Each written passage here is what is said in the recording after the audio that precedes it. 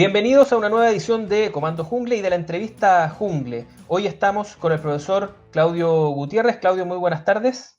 Hola, ¿cómo estás? Buenas tardes. El profesor Gutiérrez es académico de la Universidad de Chile y es también investigador senior del Núcleo Milenio Fundamento de los Datos. Así que precisamente de eso vamos a estar conversando hoy, de datos. Vivimos en una era en la que la información, ¿cierto? Y los datos son una realidad. Nosotros en todas nuestras actividades cotidianas vamos generando una huella. Esa huella es posible de ser rastreada, procesada, almacenada, y hay una multiplicidad de usos que se pueden hacer de esos datos. Visto desde ahí, entonces los datos son hoy día una fuente de poder. El manejo de los datos es una fuente de poder y por lo tanto dejan de alguna manera de ser un tema meramente técnico, meramente científico y pasan a ser también un tema eminentemente político. Profesor Gutiérrez, me gustaría partir por ahí por una reflexión sobre ese potencial, sobre el poder de los datos y sobre la necesidad de su regulación, tanto de manejo como de acceso. Perfecto. Ya, es un buen punto partir por eso, tratar de dar a entender qué significan los datos en la sociedad contemporánea. Ujú. Uh -huh. Fíjate que primero hace una observación, que los datos están en una nebulosa conceptual donde está la información, las comunicaciones, el conocimiento, ¿sí? Y indistintamente hay gente que ha hablado sociedad de la información, sociedad del conocimiento, y todavía no se acuña bien sociedad de datos, pero acordémonos, va a aparecer eso, ¿sí? Uh -huh. Entonces sería bueno tener en cuenta que en ese marco aparecen los datos, digamos, aparece en el marco de la nebulosa de la comunicación, de la información, del conocimiento. Uh -huh. ¿Qué son los datos en este sentido? Para decirlo, digamos, esto no pretendo hacer un curso sobre filosofía de los datos acá, pero los datos es importante entender el rol que cumplen los datos, que son los datos, digamos, ¿sí? Y los datos, para decirlo en simple, porque eso nos va a dar la base para la discusión posterior, ¿sí? Es que están en un borde entre lo virtual y lo material, ¿sí? Es como la aduana entre lo virtual y lo material. Uno podría decir es el soporte material de la información, del conocimiento, de la comunicación, ¿sí? Y por eso tienen tanta importancia, pero es más que eso, ¿sí? Están en una situación muy dual, ¿sí? Muy dual. Uno habla de información y uno está hablando de información en una cuestión conceptual. Conocimiento es una cosa conceptual, ¿sí? Es decir, tú te sabes el teorema de Pitágoras y eso no es una cosa, no es una manzana, ¿de acuerdo? Uh -huh. Lo mismo, me das una información respecto de los últimos hechos del COVID en Europa y eso tampoco no es algo que uno lo toque, ¿sí? Los datos no, los datos tienen esa dualidad, digamos. Entonces, en ese sentido, lo que ha empezado a ocurrir, que como los datos funcionan muy bien, a ver, ¿cuál es la gracia de los datos? ¿Sí?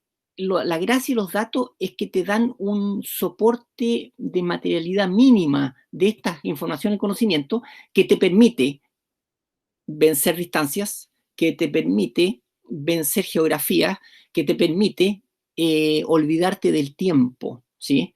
Uh -huh. Entonces es un elemento extremadamente maleable que permite todo eso y por eso se ha empezado a convertir en un bien extraordinariamente valioso, porque de alguna manera son los átomos del universo virtual. ¿Mm? Claro, pero desde esa perspectiva uno comienzan las preguntas difíciles, por así decirlo, las preguntas filosóficas. Eh, los datos que yo genero a partir de mis actividades, ¿cierto? Son mis datos, entre comillas, ¿cierto? Son mis actividades las que están registradas ahí. Pero luego, ¿cierto? Yo puesto en la sociedad, esos datos pueden tener una utilidad para la sociedad en su conjunto. Pienso obviamente en la pandemia que vivimos hoy, ¿cierto? Me remito, por ejemplo, al caso coreano, si es que una plataforma puede entregar datos respecto de la cantidad de contactos diarios que yo he tenido, comienza ahí una tensión respecto de si yo voy a disponibilizar esos datos para que otra persona rastree mi vida, ¿cierto? En función de algo superior, que en este caso podría ser el bienestar de la población, ¿cierto? Miren, lo que ¿De quién ocurre, son esos datos? lo que ocurre, a ver, primero no tenemos legislación sobre eso. De hecho, Uh -huh. a ese punto quería ir. Entonces, el siguiente punto es que de alguna manera los datos conforman un mundo virtual paralelo al mundo material, ¿sí? ¿Y qué significa esto? Significa que de alguna manera yo estoy copiando el mundo material en ese mundo virtual de muchas maneras, por sensores, por redes sociales, hay muchas maneras de recolectar datos, ¿sí? De sacar datos. ¿Para qué quiere uno los datos? Los científicos antes lo querían para una cuestión muy, muy precisa, un experimento, para allegarte evidencia sobre algo. Hoy día en general los datos uno los recolecta y hay un proceso de desplazamiento del significado, es decir, los datos aparecen y se empiezan a usar para cualquier cosa, tal como el mundo. Es decir, tú me vas a decir, oh, perfecto, salvo que tengamos algún espíritu muy religioso, pero el árbol, ¿para qué está un árbol? Ahí está el árbol, no tiene objetivo. Tú lo puedes usar y si te das cuenta que el árbol es un manzano y te va a dar bienes, tú vas a tratar de apropiártelo en una sociedad como la que vivimos, ¿de acuerdo? Pero en principio el árbol estaba ahí. Lo mismo los datos tuyos, los datos, fíjate que hay inmensidad de datos hoy día capturándose consciente, dirigida e inconscientemente, ¿sí? Tú vas cruzando por una calle y vas dejando. El mejor ejemplo de esto quizás son los sensores de seguridad de un departamento, ¿sí? De un edificio, ¿sí? Te ponen la cámara para la gente que entra. ¿Están buscando a alguien? No, nada. Están grabando por si acaso, ¿sí? Porque estamos guardando un mundo paralelo en caso que lo necesitemos para efectos que estimemos convenientes. ¿De quién son esos datos? ¿De quién es ese mundo virtual paralelo que estamos creando? Aquí viene un tema de propiedad de los datos que yo creo que es tremendamente interesante, ¿sí? ¿Cuál es el tipo de propiedad de los datos? Nosotros estamos acostumbrados a entrar a la discusión inmediatamente sobre la propiedad. No. Lo que me está diciendo con eso es que me estás traspasando la lógica de la propiedad de lo material a la lógica de la propiedad de lo virtual. Y ese es el error. Es el primer error que uno comete porque son cosas distintas, ¿sí? No puedes aplicarme una lógica de aquí a allá.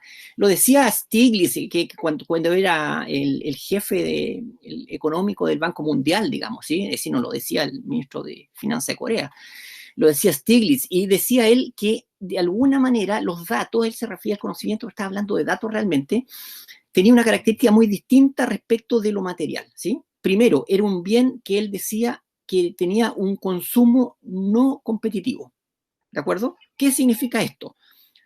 Yo siempre pongo el ejemplo de la manzana repetitivo, pero no importa. Tengo una manzana acá en la mano. ¿Sí? Ahora en lo virtual no la podemos hacer el ejemplo, pero esto hay que hacerlo en el mundo real. Tengo una manzana y te la comparto, yo pierdo. ¿Sí? Puede que sea muy bueno desde el punto de vista social, si tú tienes hambre, lo que tú quieras, pero la manzana completa la pierdo porque la mitad te la tengo que convidar, ¿sí? Chao, perdí. Tengo un bien virtual, tengo una idea, ¿sí? Te la comparto, gano. Fíjate, es justo al revés. Yo no pierdo nada, no perdí la idea, no se me fue la mitad de la idea. Gané incluso porque tú me vas a dar feedback. Es una primera característica, es un bien no competitivo. Y lo segundo, es un bien que es muy difícil de excluir, ¿sí? Es decir, si yo tengo un dato, es muy complicado excluirte a ti de su goce, de su consumo, ¿sí? Tendría que hacer mucho esfuerzo y de hecho, por ejemplo, cuando las compañías de software, ¿sí? Gastan más plata tratando de evitar que alguien se haga del software que dejarlo libre. Es decir, lo natural es eso. Y por eso concluía Stiglitz que los datos, el conocimiento es un bien público. Él decía bien público global. Lo más parecido a la lógica de la propiedad en el caso de los datos es el acceso. Porque por ahí yo podría decir, si es que yo te niego el acceso, por lo tanto, el beneficio que ese dato produce solamente lo puedo extraer yo. Exactamente, claro. Y por eso te decía que los datos tienen, y por eso los datos tienen esta dualidad de lo virtual y lo material. El acceso solamente funciona para cosas materiales, ¿de acuerdo? En tanto que el dato se convierte en una cosa material, el dato que lo tienes en un disco, lo tienes en tu computador, tú me puedes prohibir el acceso. Pero si no, el acceso es una cosa muy compleja de acceder, de prohibir, digamos, ¿sí? Pero hay otras cosas también, está la recolección, es decir, está todo el ciclo de los datos desde el punto de vista de recolección, acceso, almacenamiento, procesamiento y difusión de datos. En todas esas partes uno puede ver esta dualidad de aplicar las lógicas de propiedad de lo material o no aplicarla. Si aplicamos la lógica de propiedad de lo material, vamos encontrando con muchas contradicciones en el mundo de los datos. Es un mundo distinto, eso yo creo que hay que sí, es muy difícil. De hecho, porque mientras estabas hablando, Pensaba, claro, yo entonces abro el acceso porque es un bien no competitivo y por lo tanto todos podemos tener acceso y siempre salen los temas de frontera. Si hay datos, por ejemplo, respecto de mi condición de salud, yo podría querer que esos datos sean privados, pero ya están generados, por lo tanto ya hay alguien que tiene acceso. Le doy acceso con qué condiciones. Y eventualmente entonces solamente me podía producir un daño si es que esos datos se difunden, como decía usted, al final de la cadena. O sea, yo puedo almacenarlos y no generar daño, puedo procesarlos, puedo investigarlos, pero si los difundo, puedo generarte un problema adicional. Entonces, esta es una regulación que tendría que ser no sobre los datos, sino sobre el específico momento de la cadena de la producción, almacenamiento y difusión de los datos. Cada una de esas cadenas debiese tener una norma diferente. Es decir, Absolutamente. hay acceso que está permitido y hay uso que está permitido. Exactamente. Es decir, si tú te fijas, Camilo, lo que está pasando entonces es que necesitamos una nueva forma de aproximarnos a este objeto raro que son los datos. Uh -huh. No podemos copiar la legislación, las modos, las costumbres, los usos que había en el mundo material, porque esto funciona de otra manera. Yo creo que es una primera lección que hay que sacar. Funciona, y eso nos estamos recién acercando a eso. Este es un fenómeno, curiosamente, acerquémoslo al siglo XXI, es reciente, ¿sí? Uh -huh. Y por eso no se puede entender. Entonces, la primera aproximación es que de las grandes empresas es, perfecto, me apropio de ello, lo cierro, esta cosa, pero eso tiene contradicciones muy fuertes con lo que está pasando.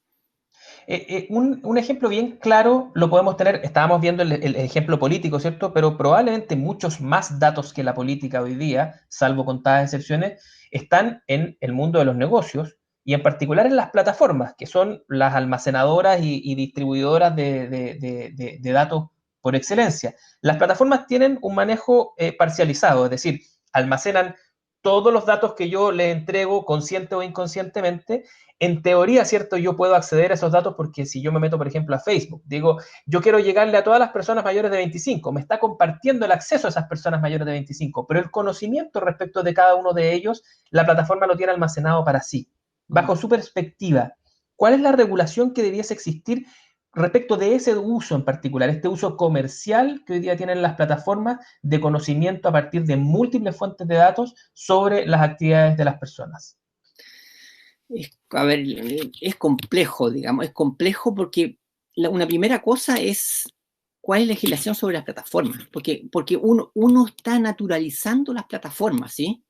Y fíjate, las primeras 10 compañías que son de datos, ¿sí? No son que es bueno aclararlo, digamos, Google no es una compañía de correo electrónico, de buscador, es una compañía de datos, Twitter es de datos, Facebook no es de redes sociales, es compañía de datos, le interesan los datos nomás, ¿sí? Todo lo otro son pretextos para chuparte datos. Ojo, uno naturaliza, uno piensa que esa es la manera de hacer. Es como si tú estuvieras en el siglo XIX y supusieras que el monopolio es la manera de proceder. No, no, eso es lo que tenemos ahora, ¿sí? Entonces, a mí no me interesa tanto mirar la regulación de eso como mirar la regulación sobre cómo debe ser la producción de datos. Fíjate que yo, a ver, cuando tú me estás diciendo cómo usa esa plataforma los datos, vamos antes, ¿sí? Vamos antes. Te pregunta esa plataforma, ¿de dónde sacan los datos de esas plataformas? ¿Sí? ¿Cómo legislamos sobre eso? A ver, no solo de la privacidad de las personas que te sacan los datos a ti, la privacidad de grupos sociales, la privacidad de países completos, ¿sí? En Europa está empezando esta discusión súper fuerte sobre soberanía de datos, que tiene que ver con soberanía de datos a nivel nacional ya. Pero en general, la legislación sobre las plataformas hoy día es absolutamente primitiva, diría yo. Primitiva porque estas compañías se instalaron en un espacio donde no había legislación. Así que esto es el medio oeste. Hacen lo que quieren, hacen lo que quieren.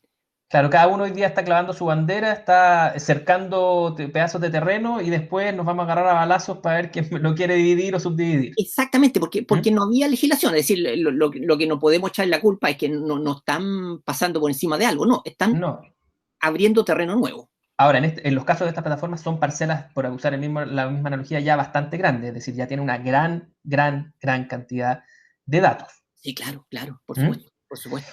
Profesor, hablemos del lado luminoso de los datos, porque este es como lo que más se ha conversado en el último tiempo, la privacidad, ¿cierto? Nos tienen absolutamente vigilados, hay un montón de conceptos que son el lado oscuro de los datos. Pero hay un lado luminoso de los datos, que tiene que ver con que la disponibilidad y hoy día las herramientas para cruzar un montón de fuentes de información permiten, entre otras cosas, acelerar procesos como, no sé, detección de patrones para el caso de la salud, ¿cierto?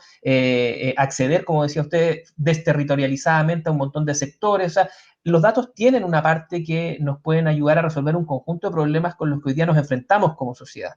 Desde esa perspectiva, ¿cuál es el rol que les toca a ustedes? La academia, ¿cierto? Como gestores o desde el punto de vista del acceso a esos datos que estamos produciendo. A ver, mira, lo primero sobre eso yo creo que es hacer conciencia de que estamos abriéndonos a un mundo nuevo, vasto, pero que está acá. Es una primera cosa. Fíjate que te lo digo porque en la academia, por ejemplo, ahora hay una discusión si las clases online o no las clases online.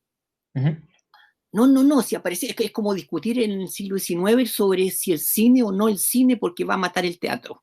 No, si el cine va a aparecer es otro arte, ¿sí? Eso va a aparecer y es otra cosa, se va a comer la universidad, pero hay que buscar los nichos especiales. ¿Sí? Lo primero, aceptar que esto está, ¿sí? Aceptar que esto está.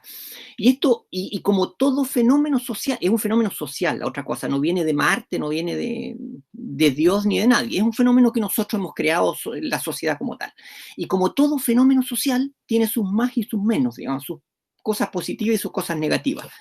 De las cosas, yo siempre insisto mucho en las cosas positivas, quizás después de formación profesional, porque yo trabajo en eso, digamos, pero fíjate que los datos nos han permitido, ¿sí? Nos han permitido, primero que estemos conversando ahora, ¿sí?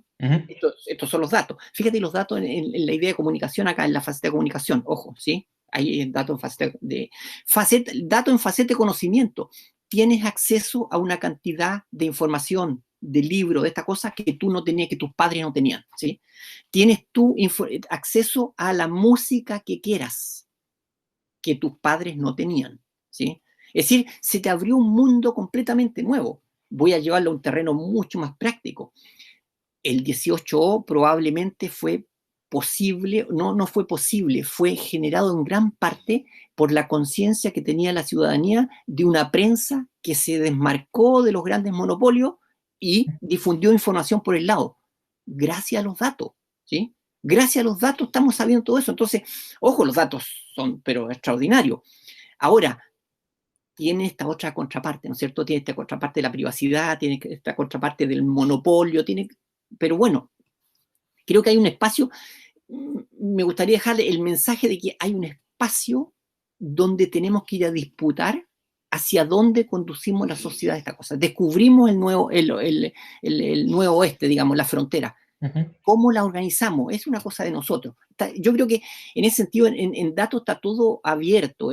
Académicamente hoy día se está, ¿cómo se llama?, desarrollando mucho una disciplina que se llama gobierno de datos, ¿sí? Que de alguna manera es gobierno de este nuevo mundo, gobierno de la frontera del nuevo oeste. ¿Y hay algún ejemplo hoy día de iniciativas de tipo político, iniciativas de política pública, de manejo de datos que le parezca que va en el sentido correcto? Uno se imagina, claro, uno podría tener una agencia, ¿cierto?, que tuviese control sobre ese gobierno de datos. Ahora, esa agencia concentraría una buena cantidad de poder. Claro.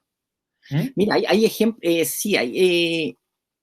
Lo primero es que hay que hacer es que hay que empezar a pensar en cómo gobernar ese mundo, ¿sí? Cómo gobernar ese mundo paralelo y legislar sobre ese mundo paralelo, ¿sí?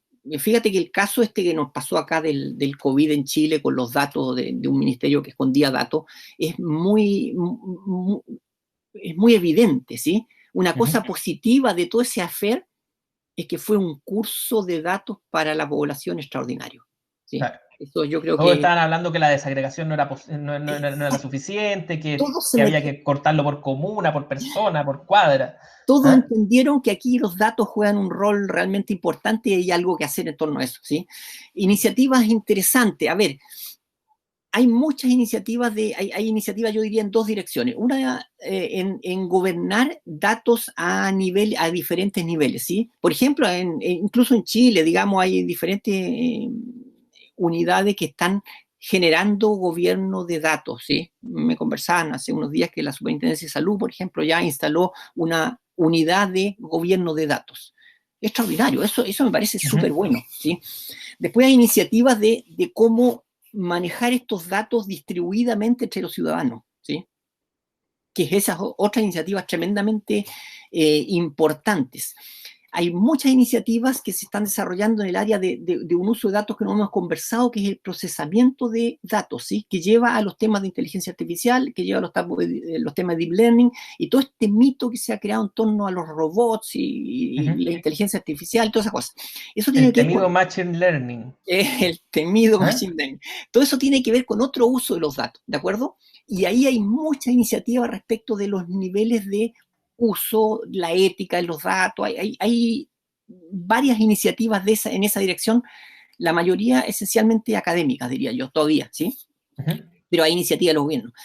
Y por otro lado, hay iniciativas gubernamentales. Es decir, fíjate, la iniciativa más interesante, diría yo, interesante, no estoy diciendo que la apoye o no la apoye, ¿sí? Interesante desde el punto de vista es la iniciativa del gobierno chino, ¿sí?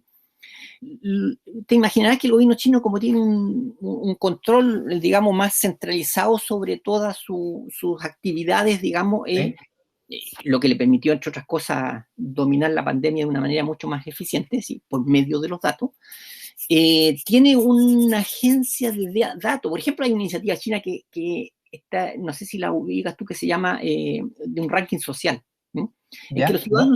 a los ciudadanos chinos le dan un ranking social. Fíjate, aquí te pasa, probablemente te pasa a ti, ¿no es cierto?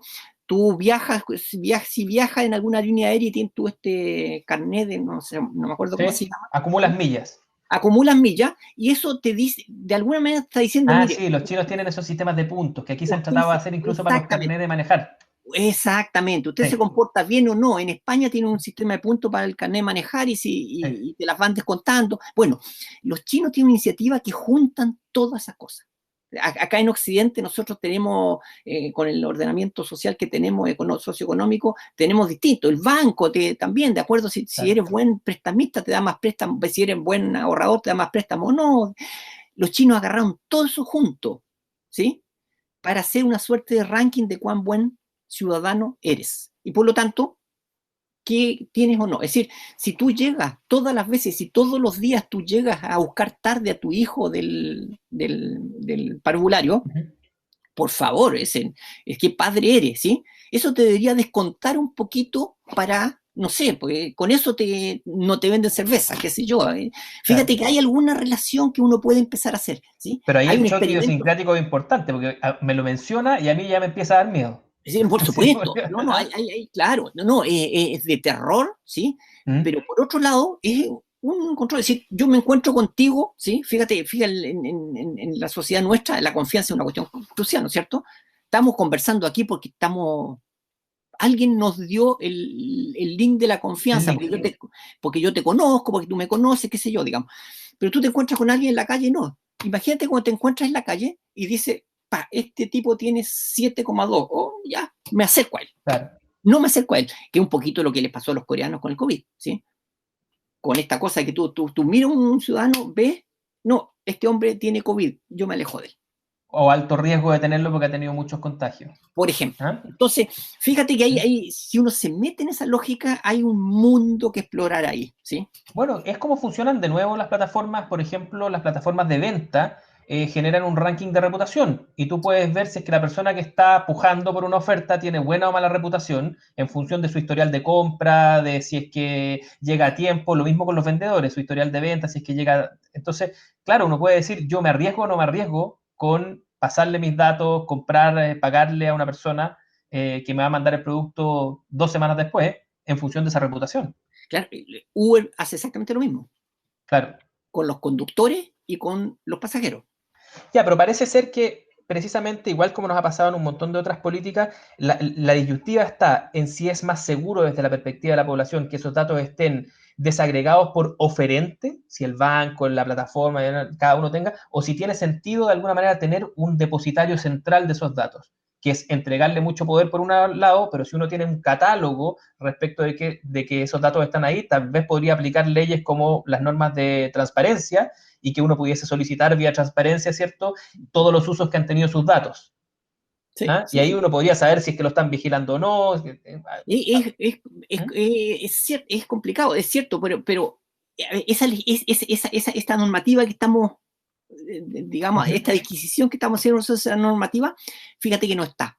Yo creo que lo que hay que hacer es abrir una discusión sobre eso, ¿sí? Abrir una discusión sobre el tema de privacidad de datos también, que es un mito de los tiempos de lo material. No digo, yo no estoy porque abramos toda la... Pero, por favor, es decir, por la misma razón que decíamos, que los datos es muy difícil excluir a alguien de los datos, ¿sí? Pasa con esta cosa, si te ponen cámara en las casas y tú sales, empiezas a perder tu privacidad, ¿no es cierto? Yo tengo derecho a saber dónde voy, a dónde quiero ir sin decirle a nadie, ¿sí? Bueno, pero me están vigilando. ¿En manos de quién está?